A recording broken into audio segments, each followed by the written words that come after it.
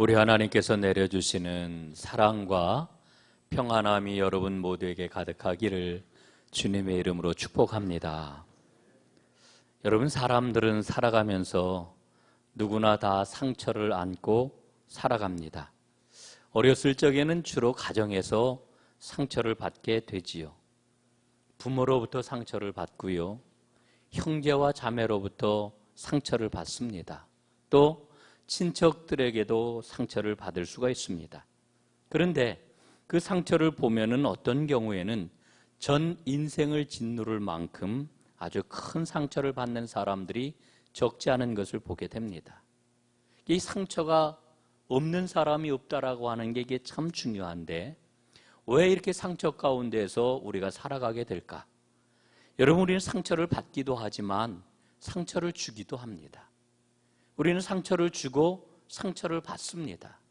우리가 이렇게 상처 가운데 살아갈 수밖에 없는 이유는 죄 많은 세상을 살기 때문입니다.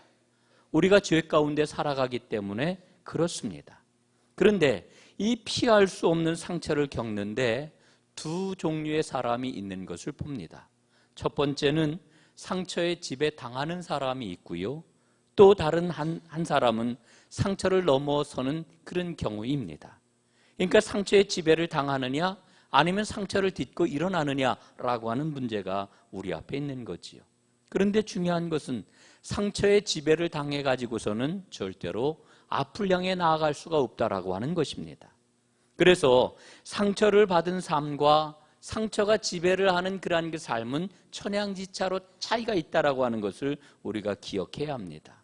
그러므로 우리는 상처를 받지 않는데 관심을 기울일 게 아니라 상처가 우리의 삶을 지배하지 아니하는데 더 많은 관심을 가져야 되는 겁니다. 우리가 상처가 더 이상 내 삶을 지배하지 않는다라고 하는 이와 같은 그런 그 삶의 모습을 갖게 되면은 나를 짓누르고 있던 그 고통은, 그 아픔은 오히려 우리 삶 속에서 새로운 축복의 의미를 갖게 될 것입니다. 제가 이렇게 깨달은 데에는 우리 협성대학교에서 가르치고 있는 이진경 박사의 글을 보고 나서입니다. 이분이 대금이라고 하는 악기에 대한 글을 썼는데요, 여러분 대금을 다 아실 겁니다. 우리 국악기 가운데서 이 필이라고도 하는 그런 그 악기인데, 그 악기의 소리가 얼마나 오묘한지 영혼을 울리는 악기다, 이렇게 이야기를 하기도 하지요. 그런데 이 대금을 만드는 재료를 가리켜 쌍골죽이라고 이렇게 이야기를 합니다. 이 쌍골죽이라고 하는 것은 병든 대나무를 이야기하는 것입니다. 이 쌍골죽은 병이 들어가지고 더 이상 자라나지를 않습니다. 다른 대나무들은 하늘을 향하여서 쭉쭉 뻗어나가고 그 아름답고 푸르른 기상을 자랑을 하는데, 이 쌍골죽은 속으로 병이 들어가지고 구부러지고 아픔을 안고 더 이상 자라나지 못하는 그런 대나무입니다. 그래서 한자로는 병병자에다가 대나무 죽자를 써가지고 병죽이라고 하는 이름을 붙였습니다. 그런데 이 병죽은 특징이 있습니다. 어떤 특징이 있느냐 하면은, 보통의 대나무들은 전부 속살이 매우 얇은 데 비해 가지고 이 병죽은 속살이 매우 두텁다라고 하는 거지요. 그래서 악기에 가장 적합한 그런 대나무가 되는 겁니다. 그런데 이 병죽은요, 굉장히 드뭅니다. 대나무 1만 개 가운데 고작 한 개가 있을까 말까 한 그런 그 수치라고 하는 겁니다. 그래서 사람들은 산삼을 찾듯이 이 대나무 숲을 뒤지다가 이 병죽을 간신히 찾아낸다고 그럽니다. 병죽을 찾아내면은요, 이 병죽을 잘라가지고서는 이제 불 속에다 넣어가지고 불을 지펴서 병죽을 쫙 곱게 펴는 과정을 거치게 됩니다. 이 과정을 거치면서 병죽은 세상에서 가장 단단한 대나무가 된다라고 하는 거지요. 그래서 악기를 만들었을 때 이 대금에서 나는 소리가 얼마나 오묘하고 아름다운지 그 떨림의 소리를 요성이라고 이렇게 이야기를 한다는 겁니다. 이 대금의 소리를 들으면은요, 분명히 그 안에 한이 서려 있는데, 한에 짓눌리는 소리가 아니라 한을 가지고 노는 소리가 대금에서는 난다, 이렇게 이야기를 합니다. 참 마음에 와닿는 그런 이야기가 아닐 수가 없습니다. 대금은 자신의 상처로부터 가장 아름다운 천상의 소리를 내는 악기로 자신을 승화시킨 겁니다. 저는 이 대금 이야기를 이제 들으면서 신앙의 길이 뭘까를 생각을 해봤습니다. 여러분, 신앙의 길은 마치 이 병죽이 대금으로 만들어지는 이와 같은 과정과 같지 않을까 하는 생각을 갖습니다. 우리 안에는 열등감이 있습니다. 우리 안에는 교만도 있습니다. 우리 안에는 상처가 있습니다. 우리 안에는 고통이 있습니다. 이렇게 어그러진 것으로 하나님께서는 놀라운 생명의 악기를 우리의 삶을 통해서 만들어 가시는 거지요. 그게 바로 신앙의 길이라고 이야기할 수 있습니다. 여러분, 사도 바울은 로마서 5장 3절 4절 말씀을 통해 우리에게 이렇게 일러주십니다. 그뿐만 아니라 우리는 환난을 자랑합니다. 우리가 알기로 환난은 인내력을 낳고, 인내력은 단련된 인격을 낳고, 단련된 인격은 희망을 낳는 줄 알고 있기 때문입니다. 이렇게 고백을 하고 있습니다. 여러분, 우리의 삶 가운데 닥쳐오는 고통과 환난을 어떻게 이길 수 있다는 겁니까? 기다림이 있기 때문에 이길 수 있다라고 하는 것을 일러주고 있습니다. 여러분, 기다림이 있는 사람은 어려움과 환난을 이겨낼 수가 있는 것입니다. 기다림을 갖지 못하는 사람은 어려움을 이겨낼 수가 없는 것입니다. 제가 목회를 시작한 곳이 저 경기 연해 화성지방입니다. 수원 밑에 있는 그 지방인데요, 옛날에 제가 목회를 시작할 때에는 조암지방이라고 이렇게 이름이 붙어 있었습니다. 제가 목회를 시작하고 한 1년 반쯤 있다가 목회를 시작한 김종길 목사님이 계신데 덕성교회라고 하는 곳에서 지금도 목회를 하고 있습니다. 이분은요, 참 제가 이분 앞에만 가면은 저절로 고개가 숙여집니다. 능력이 있고 학식이 있고, 그리고 진실하고 하나님을 뜨겁게 사랑하는 그와 같은 목사님이신데, 이분은 시골교회에 부임한 이후에 1990년 시골교회에 그 부임을 한 이후에 지금까지 26년 동안을 묵묵히 한 곳에서 목회를 하는 그와 같은 분이십니다. 엊그제 이분이 크레용으로 그린 풍경화라고 하는 글을 이제 발표를 했는데, 저는 그 글을 읽는 내내 얼마나 마음이 먹먹했는지 모릅니다. 이분이 어렸을 적에 너무너무 가난해가지고 엄마하고 헤어져서 그만 외삼촌 집에서 어린 시절을 보내게 됩니다. 그 어린 시절 엄마를 그리워하는 그 소년의 이야기를 그린 그 내용인데요, 해질 무렵이 되면은 더욱더 엄마가 그리워가지고 이 소년은 눈물을 지으면서 밤을 맞습니다. 그럼에도 이 소년이 그 눈물의 시기를 견뎌낼 수 있었던 것은 바로 사랑에 대한 기다림이 있었기 때문이지요. 여러분, 기다림은 힘입니다. 진정한 기다림이 있는 사람은 능력을 가진 사람입니다. 오늘 우리는 대림절 첫 번째 주일을 맞고 있습니다. 대림절은 다시 오실 주님을 기다리는 절기입니다. 예수 믿는 사람을 어떻게 정의를 내릴 수가 있을까? 저는 예수 믿는 사람을 기다리는 사람이라고 이렇게 정의를 내리고 싶습니다. 우리는 기다리는 사람입니다. 주님이 다시 오실 날을 기다리는 사람들입니다. 하나님의 끝을 바라보고 그것을 기다리는 사람들입니다. 여러분이 대림절은 기다림을 구체적으로 신앙에 적용시키는 그와 같은 절기입니다. 이 대림절을 기점으로 교회는 새로운 해를 맞게 되지요. 교회력으로 보면 오늘은 바로 새해 첫날입니다. 여러분, 교회의 달력이 기다림으로 시작이 된다라고 하는 것은 정말 뜻이 깊다고 생각을 합니다. 여러분, 세상 달력은 우리가 그레고리력이라고 그러는데 1월 1일부터 시작을 하지 않습니까? 여러분, 세상 달력의 중심은요, 공휴일이 중심입니다. 여러분, 달력 받아보면 제일 먼저 빨간 날부터 찾아보잖아요. 이 공휴일이나 명절이나 기념일이나 이제 이런 것들이 중심인데 여러분, 우리 그 교회력을 보면은요, 이 대림절로부터 시작이 되어가지고 성탄절과 그 다음에 사순절과 그 다음에 부활절과 성령 강림적으로 이어지는 이러한 그 순환을 통해 가지고 우리로 하여금 예수 그리스도의 생애로 안내를 해주는 것을 보게 됩니다. 여러분, 대림이라고 하는 말은 영어로 advent라고 하는 그런 그 단어를 사용을 합니다. 오다, 기다리다, 도착하다, 뭐 이런 의미가 여기에 담겨 있는 겁니다. 원래 이 말은 로마 황제가 즉위를 하게 되면은 초두순시를 하게 되는데 그때 사용했던 말이라고 이렇게 전해지지요. 그래서 황제가 방문을 하게 되면은 His advent, 그분의 오심이라고 하면서 황제를 환영을 했다는 겁니다. 그런데 여러분, 초대교회 성도들은 예수님이야말로 진정 우리의 황제이십니다. 예수님이야말로 진정 우리의 주님이십니다 라고 하는 그런 그 믿음을 가지고 예수님의 탄생을, 그분의 방문, His advent라고 하는 이와 같은 단어를 사용을 했다라고 하는 겁니다. 그래서 그 이후에는 이 대림절이라고 하는 말을 advent라고 하는 이 단어를 사용을 했던 것이지요. 여러분, 그렇기 때문에 이 대림절은 진정한 왕이시며 진정한 주님이신 예수 그리스도께서 이 땅에 오시는 것을 기념하는 절기입니다. 그리고 다시 오실 그분을 기다리고 준비하는 절기라고 이야기할 수 있습니다. 오늘 성경 본문을 보면은 대림절에 우리가 가져야 할 믿음이 뭐냐, 이것을 돌아보는데 아주 길잡이 역할을 하는 그런 그 본문입니다. 여러분, 오늘 본문의 내용은 어떤 겁니까?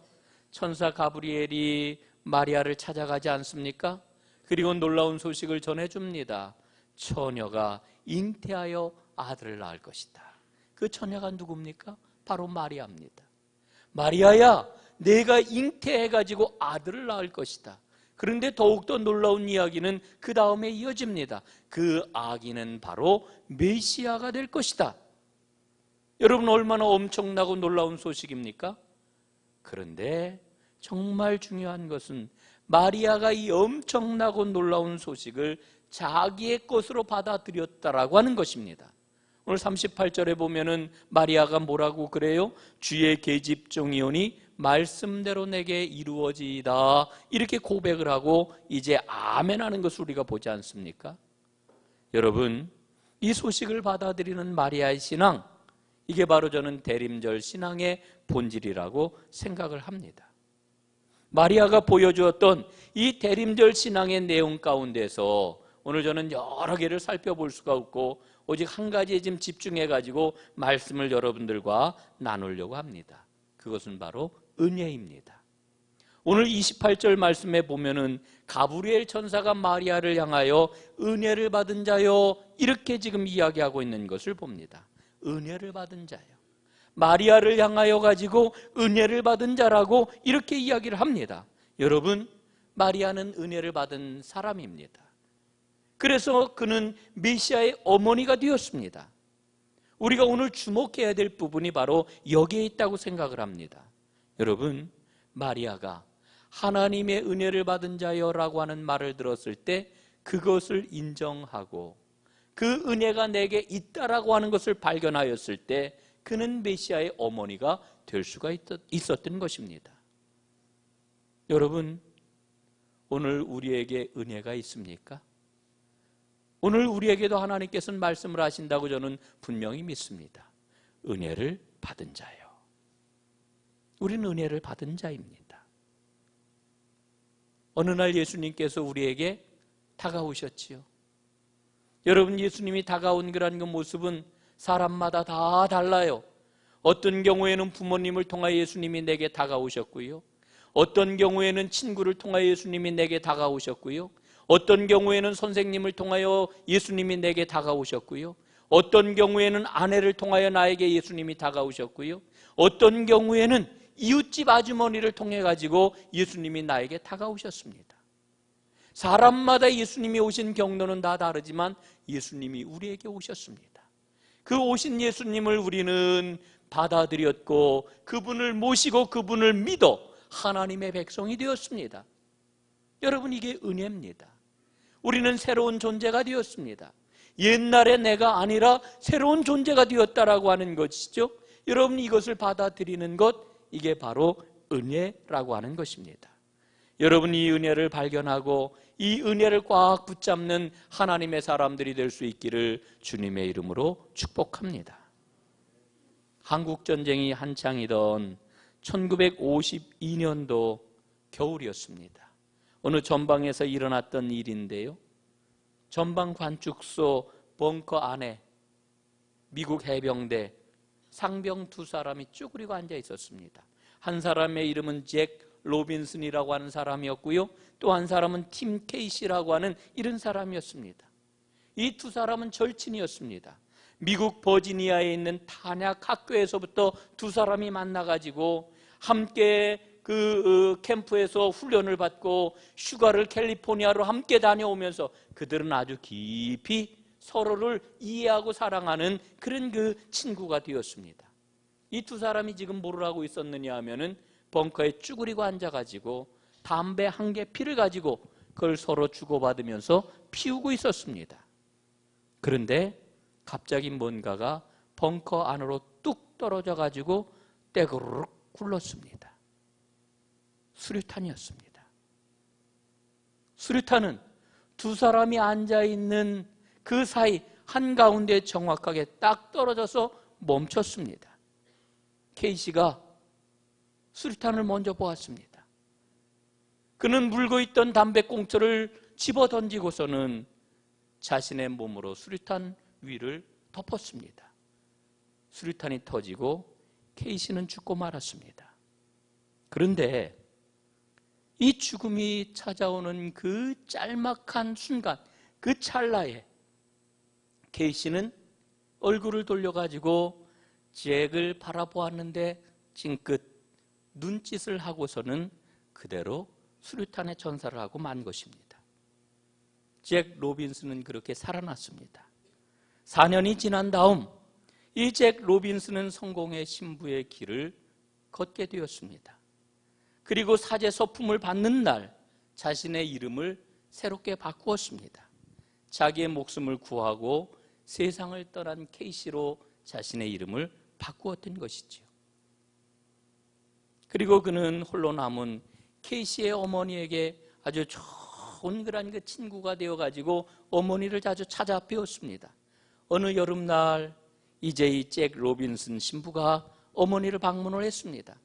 함께 앉아서 하루 종일 텔레비도 보고 음식도 만들어 먹고 이런저런 이야기를 나누다가 팀이 살아있을 때를 회상을 했습니다. 그때 로빈슨 신부가 뜬금없이 이런 이야기를 합니다. 어머니, 케이시가 정말 나를 사랑했을까요? 그러자 어머니가 웃으면서 대답을 하지요. 아이, 그거야 두말하면 잔소리지. 지금 농담으로 하는 소리지? 그랬더니 로빈슨이 대답을 합니다. 아유, 아닙니다. 진담입니다. 그러자 이 어머니가 얼굴이 어두워지면서 잭, 나를 놀리면 못 써. 로빈슨 신부가 또 이야기를 합니다. 놀리는 게 아니에요, 어머니. 그러자 그 로빈슨 신부를 바라보던 어머니가 분노하는 목소리로 이렇게 소리를 질렀습니다. 팀이 너를 위해 그 이상 무엇을 해줄 수 있단 말이냐? 그러면서 어머니는 흐느끼기 시작을 했습니다. 흐느끼는 그 어머니의 어깨 너머로 너를 위해 그 이상 무엇을 해줄 수 있다는 말이냐 하는 이야기가 마음에서 계속 울렸습니다. 시간이 어느 정도 흐르고 흐느낌을 그친 어머니가 조용히 이렇게 이야기를 했습니다. 로빈슨, 누구나 그렇게 다시금 확인을 해야 되는가 보다. 여러분, 생각해 보십시오. 우리는 하나님께 은혜를 받은 사람입니다. 그런데 마귀는 우리에게 다가와서 그 은혜가 진짜일까?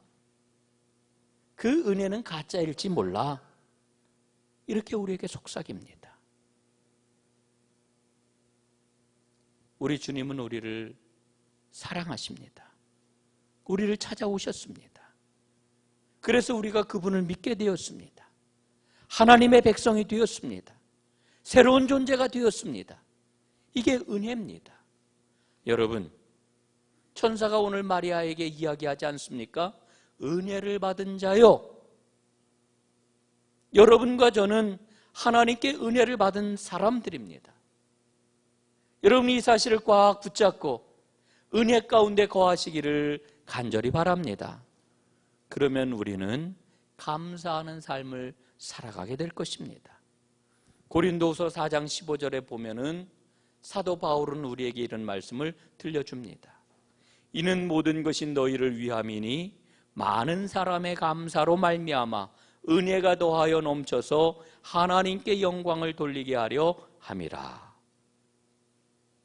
여러분, 이 말씀을 자세히 보십시오. 하나님의 은혜가 더하여 넘쳐서 하나님께 영광을 돌리게 하려 함이라. 뭐를 하면은 감사로 말미암아. 여러분, 우리가 감사하게 될 때에 그 감사 때문에 은혜가 더욱더 넘쳐나게 된다라고 말씀해 주고 있는 거지요. 여러분, 은혜를 꽉 붙잡고 은혜 가운데 거하게 될 때에 우리는 감사하는 사람이 되고 그 감사로 말미암아 더 큰 은혜를 풍성하게 누리는 삶을 살게 된다는 겁니다. 여러분, 감사는 은혜를 지속되게 해줍니다. 주신 은혜를 깨달으십시오. 그 은혜를 받아들이십시오. 그리고 그 은혜에 감사하십시오. 그래서 더 풍성한 믿음의 삶을 살아가는 하나님의 사람들이 되시기를 간절히 바랍니다. 그 풍성한 은혜가 넘쳐나게 될 때 우리는 깨어있는 대림신앙을 갖게 될 것입니다. 여러분, 영적으로 절대 졸지 마세요. 졸지 마십시오. 깨어나십시오. 오시는 그분을 맞이하십시오. 그 은혜가 있기를 주님의 이름으로 축복합니다. 이제 주신 말씀을 마음에 새기면서 우리 조용히 묵상하시겠습니다.